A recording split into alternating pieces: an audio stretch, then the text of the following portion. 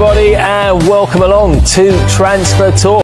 Right, before the break, some news just in from Manchester United. They've just Breaking news, and it comes from Manchester United, who have reached an agreement in principle over a new 5-year contract. A deal is in the final stages of negotiation and set to be signed by the more lucrative offers from England and abroad to stay at Manchester United.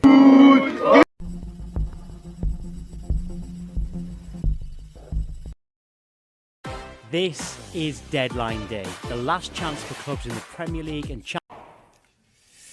Right, I just got a little bit of breaking news for you concerning Manchester United and their captain. Speaking to the Players' Tribune, and he said some interesting stuff, actually. Excuse me. He said, "I love to step out at Old Trafford more than anything in the world. To leave, this has always been my ultimate dream. I just want my expectations to fit with the expectations of the club." If you go talk to any fan, they will tell you the same thing. We want to compete for the league.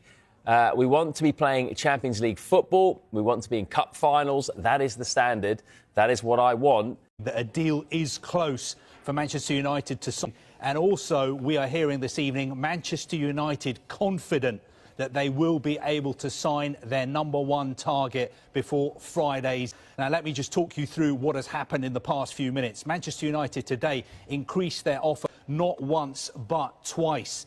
The second time they raised their offer, the offer was worth a total of €80 million. Now, break it down for you. It was a down payment of €55 million. That is, I think, just under £50 million, plus some add-ons. Now, some of the add-ons we're being told easily achievable. Very quickly, we'll just talk Manchester United very quickly, David. A quiet January, which I think we were expecting, but does it speak to what's predicted to be a crazy summer for United, both departures and arrivals? Yeah, we say crazy. It often doesn't materialise to be as literal as that, but I do think there's a lot that they want to do. Most importantly, central midfield.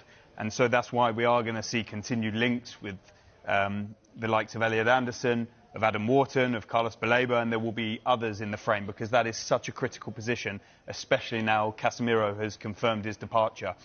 There's also intrigue around the left-sided attacking position, because obviously they were in for Antoine Semenyo, didn't get him.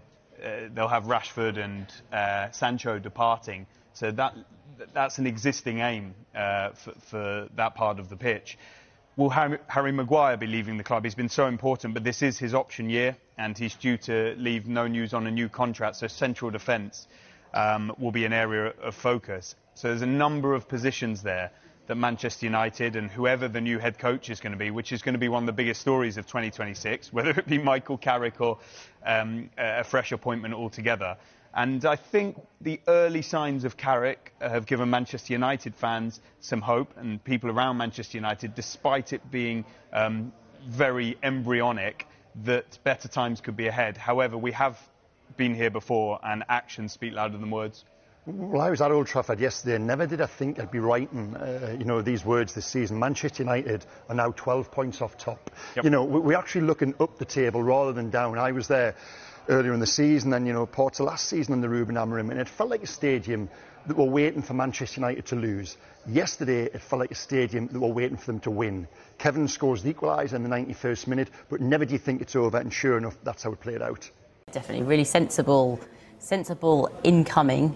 It's definitely what Manchester United need. They need depth in their squad, and also a very sensible price as well. This is someone really, probably Carve said last night, an £80 million player, really. So very sensible price for Manchester United. And we've had loads of Manchester United fans tweeting this morning saying announce. So we should be doing that soon on Sky Sports News, hopefully. But look, a really good upgrade on some of Manchester United's midfield options. And we know, Ole Gunnar Solskjaer is looking for a rotation policy. They don't want to solely rely on Bruno Fernandes. And he's a player who scored 10 goals last season in all competitions. Manchester United need more goals. They scored 66 last season compared to Manchester City's 102. So look, sensible signing and sensible price. Go on. I think it's when Mark raises pen, it's the pen time. was up.